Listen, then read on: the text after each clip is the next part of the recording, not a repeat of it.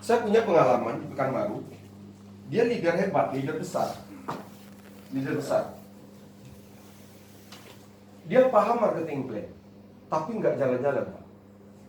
Tahu nggak kenapa dia jalan? Dia seperti orang gila hari ini. Itu gara-garanya dia datang ke rumah orang, dicobain produk di depan mata kepalanya sendiri. Orang itu nggak bisa jalan, jadi jalan dalam waktu 15 menit. Ini ajaib. Percaya nggak percaya, Pak? Dari situ dia tersentuh, Pak. Anda tidak tahu dari sisi mana tim Anda ini akan bekerja keras, Pak. Tetapi sisi produk wajib Anda ceritakan. Dia harus pakai produk, Pak. Makanya orang-orang yang di sini jangan dijual produk, khususnya yang pakai standar. Pakai produk itu, Pak. Kalau masih berlebih dengan Anda, pakai dengan anggota keluarga. Itu yang akan jadi barometer untuk kita bisa lebih matang nanti kita berbicaranya, gitu loh, Pak. Ya kan, pakai produknya itu. Nah, dari situ akan terasa, Pak.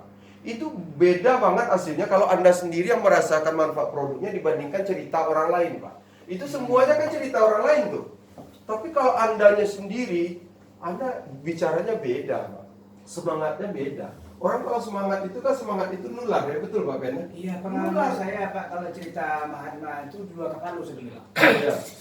Kurang yakin, Pak, gini, Pak. Nah, sekarang buat motif mana saya bisa mengambil? Bagaimana kita bisa meyakinkan orang lain sedangkan kita sendiri gak yakin sama kita, kan? Makanya pakai produknya.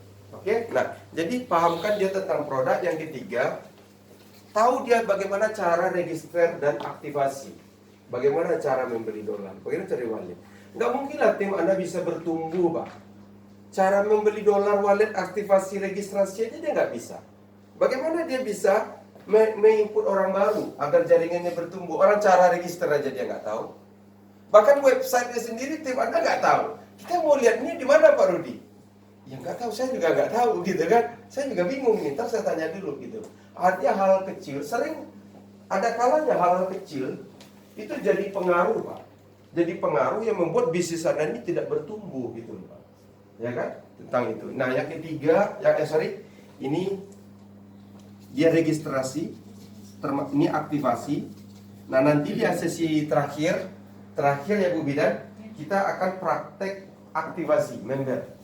Nanti Bu Bidan akan masuk ke sini, coba registrasi. Nanti perhatikan, boleh difoto. Tapi nanti saya juga punya tuh videonya, ternyata tadi saya lihat cara registrasi dan aktivasi. Nanti kita share aja videonya. Itu lebih gampang kok, gampang banget. 1 menit cuma belajarnya udah ngerti semua kok kita, gitu kan? Udah ada semua, gitu loh. Nah, yang keempat, selalu tim Anda menghadiri pertemuan, baik online maupun offline. Zoom meeting itu perlu. Pertemuan-pertemuan seperti ini perlu. BOP perlu. Karena inilah Anda ngecas. Sekali lagi saya katakan, Anda punya harapan dan impian yang besar di sini. Tapi bisnis ini bukan bisnis upline, bukan bisnis sponsor, bukan bisnis owner, tapi bisnis kita sendiri, Pak. Saya memandangnya seperti itu. Kalau saya mengandalkan, wah ini bisnis upline, ketika saya nggak suka dengan upline saya kecewa, saya berhenti, ya rugi siapa? Kita, Pak. Gara-gara kita kesel sama upline, kita ikut berhenti, ya rugi siapa? Orang-orang yang terus melakukan hal positif itu tetap memperoleh hasil, malah peringkatnya akan naik. Malah saya insya Allah Januari saya mau ngejar Diamond Master ini. Insya Allah itu pasti, insya Allah itu tercapai. Kita tahu tahapan-tahapannya gitu. Dan saya nggak peduli. Bapak Ibu masih untung di sini. Upline-nya bisa ditemui, bisa nanya, bisa apa. Saya upline saya siapa? Upline saya orang Turki, Gurkan Kandemir, lihat akun saya. Saya mau nanya ini ke siapa? Nanyanya harus pakai bahasa Inggris. Bahasa Indonesia mereka nggak tahu. Apalagi bahasa Batam. Ya, jauh. Nggak bisa ditemui setiap saat. Bapak Ibu masih enak kerjanya di sini. Upline tinggal telepon.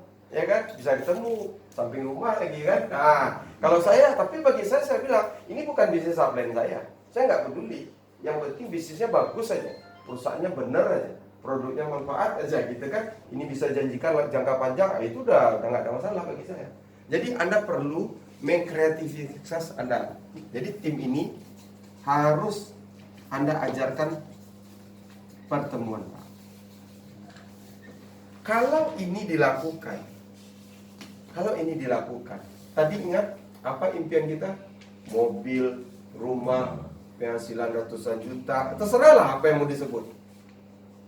Ya kan? Untuk bisa mewujudkan itu, Pak, yang harus Anda lakukan di One More hanya ini.